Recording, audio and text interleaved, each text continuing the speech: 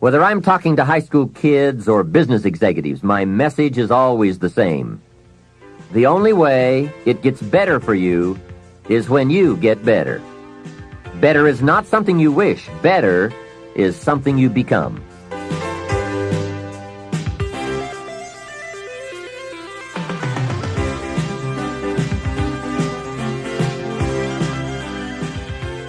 Let me take some time now and give you what I think are the 4 major lessons in life to learn. 4 major lessons. It is so important to study the majors. Have you ever noticed that some people don't do well because they major in minor things? Whatever you do, check at the end of the week, the end of the year, and make sure you're not spending major time on minor things. Otherwise, you will wind up with a below-average life. Now, before I get to the 4 major lessons, here are 2 phrases to consider.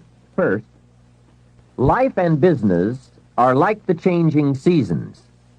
That's one of the best ways to illustrate life. It's like the seasons that change. Frank Sinatra sings, "Life is like the seasons." Here's the second phrase. You cannot change the seasons, but you can change yourself. Now, with those 2 key phrases in mind, here are the 4 major lessons in life to learn. The first is, learn how to handle the winters. They come right after fall with regularity. Some are long, some are short. Some are difficult, some are easy. But they always come right after fall. Remember, it isn't going to change. Now, there are all kinds of winters, right? The winter when you can't figure it out. The winter when it all goes smash. Wintertime, we call it the winters of your life. One writer called it the winter of discontent. The winter when it turns upside down, when it all goes wrong. There are economic winters, social winters, personal winters, when your heart is smashed into 1,000 pieces. Wintertime, disappointments. Disappointment is common to us all. So learn how to handle the winters. You must learn how to handle the nights. They come right after days. You must learn how to handle difficulty. It always comes after opportunity. You must learn to handle recessions. They come right after expansions. It isn't going to change. So the big question is, what do you do about the winters? Well, you can't get rid of January simply by tearing it off the calendar. But here's what you can do. You can get stronger, you can get wiser, and you can get better. Make a note of that trio of words, stronger, wiser, better. See, the winters won't change, but you can. Before I understood this, when it was winter, I used to wish it was summer. I didn't understand. When it was difficult, I used to wish it was easy. I didn't know. Then Mr. Schoaf gave me the answer from a part of his very unique philosophy when he said, "Don't wish it was easier. Wish you were better." Here's the second major lesson in life to learn. Learn how to take advantage of the spring. Spring is called opportunity, and uniquely enough, spring follows winter. And pray tell how often? Is it reliable? Can you count on it? Well, 6,000 years that we know of, that's pretty reliable. And what a great place for spring right after winter. If you were going to put it somewhere, that would be the place to put it. God is a genius. Hey, days follow nights. Isn't that terrific? Opportunity follows difficulty. Expansion follows recession.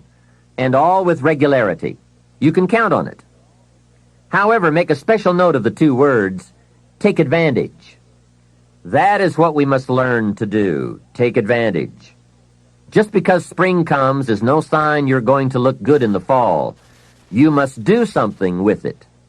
In fact, everyone has to get good at one of 2 things, planting in the spring or begging in the fall. So take advantage of the day, take advantage of the opportunity, and read every book you can get your hands on to learn how to take advantage of the spring. And one more thought, get busy quickly on your springs. Your opportunities. There are just a handful of springs that have been handed to each of us. Life is brief even at the longest. The Beatles wrote, "Life is so short." And for John Lennon on the streets of New York, It was extra short. But it is short. Elton John sings, "She lived her life like a candle in the wind." Life is fragile. Life is brief. Whatever you're going to do with your life, get at it. Don't just let the seasons pass.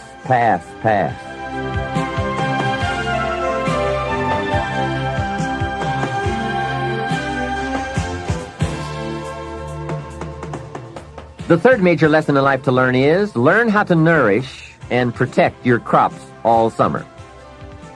Sure enough, as soon as you've planted, the busy bugs and the noxious weeds are out to take it. And here is the next bit of truth. They will take it, unless you prevent it. And that is the third major lesson to learn, major skill to develop, preventing the intruder from taking the good.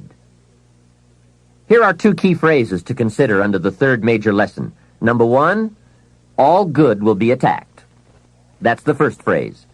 On this planet, all good will be attacked. And don't press me for a why. I was not in on some of the early decisions, so I don't know why. All I know is, it's true. Let reality be your best beginning. Every garden will be invaded. Not to think so is naive. Here's the second phrase. All values must be defended. Social values, political values, friendship values, marriage values, family values, business values. Every garden must be tended all summer. If you don't develop this skill, you will never wind up with anything of value. Last is the fourth major lesson in life to learn. Learn how to reap in the fall without complaint. That's number 4. Take full responsibility for what happens to you. It is one of the highest forms of human maturity, accepting full responsibility. It's the day you know you have passed from childhood to adulthood, accepting full responsibility. And learn how to reap in the fall without apology. Without apology if you have done well, and without complaint if you have not. That's the best of human maturity. I'm not saying it's easy. I'm saying it's the best. Now, I used to have some problems in this area, way back in those early days. I used to have this list of reasons why I wasn't doing well. To explain, right? Otherwise, you're going to look bad. I used to have this funny list called Reasons for Not Looking Good. I really did. I used to blame the government. You can believe that or not. It was at the top of my list. I had a lecture second to none. The government. I blamed taxes. Look what you've got left after they take everything out. Taxes, that was on my list. I blamed prices. That's easy, right? You walk into a supermarket with $20 and come out with this little half bag of groceries. That was on my list. I blamed the weather. I blamed the traffic. I blamed my car. I blamed the manufacturers. I blamed my negative relatives. They were always putting me down. I blamed my cynical neighbors. They were just selfish, looking out for themselves. Wouldn't loan me any money. I blamed the community. I blamed the economy. Hey, that's a pretty good list for not doing well, isn't it? I thought it was a good list. I will never forget this one day. Mr. Schoaf was very kind, but he was also very blunt, which was helpful for me. If he hadn't been blunt, I would have missed some things. On this particular day, with a kind of question mark look on his face, he said, "Jim, just out of curiosity, tell me how come you haven't done well up until now?" Excellent question, right? Well, so I wouldn't look too bad, I decided to go through my list. How I ever had the nerve to do that, I don't know, but I did. I went through the whole list. The government, taxes, prices, everything. He was very patient and let me go through it all. When I finished, he looked over my list very carefully and said, "Mr. Rohn, big problem with your list. You aren't on it." How brilliant and how true.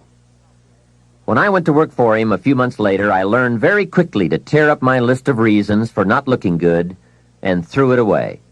And then I got a fresh piece of paper and I put one word on it: me. There's a Black Heritage spiritual that says, "It's not my mother nor my father, nor my brother nor my sister, but it's me, O Lord. standing in the need of prayer. See, I used to blame everything outside for my lack of progress, until I found the problem was inside. For a big share of my life, I kept looking for the answers to do well outside, and I found out the answers were inside. Success is not something you pursue. Success is something you become. You see, it's not what happens that determines the quality or the quantity of your life. It's not what happens. And the reason is because what happens to about everybody. The sun went down on all of us last night. A common event. And I found out the same things can happen to two different people, but one gets rich and the other stays poor. Why is that? It's because it's not what happens, but rather it's what you do about it. That is an important phrase for your written and mental notes. It's not what happens. It's what you do that makes the difference in how your life works out. What happens is about the same for everybody. It's what people do that makes the difference. Anything can happen, right? I've heard all of the stories. Hey, I've been one of the stories. We could all tell stories for days on end. Anything can happen. Have you heard of Murphy's Laws? Surely you have. Murph had these laws. One of the laws was, if anything can go wrong, it will. That's one of Murphy's laws. Anything can happen. I've fallen out of the sky so many times, once to the tune of a couple of million. Devastating. Took me a while to get over that one. Now, it wasn't all that much, but it was all I had. That's much, right? When it's all you've got. If you've got 3 and 2 go and you've got 1 left, you aren't looking that bad, but when it all goes. I'm sure you've had that kind of experience. Of course, a long time ago, when you ran out of money and got to 0, you were all through. Heck, now you can whistle right on by 0, right? They will bury you these days. But those are happenings. Everyone's got the same happenings. The big question is, what are you going to do about it? Someone says, yes, but you don't understand the disappointments I've had. Come on. Everyone has disappointments. Disappointments are not special gifts reserved for the poor. Everybody has them. The question is, what are you going to do about it? While we're talking about personal development and letting go of limitations,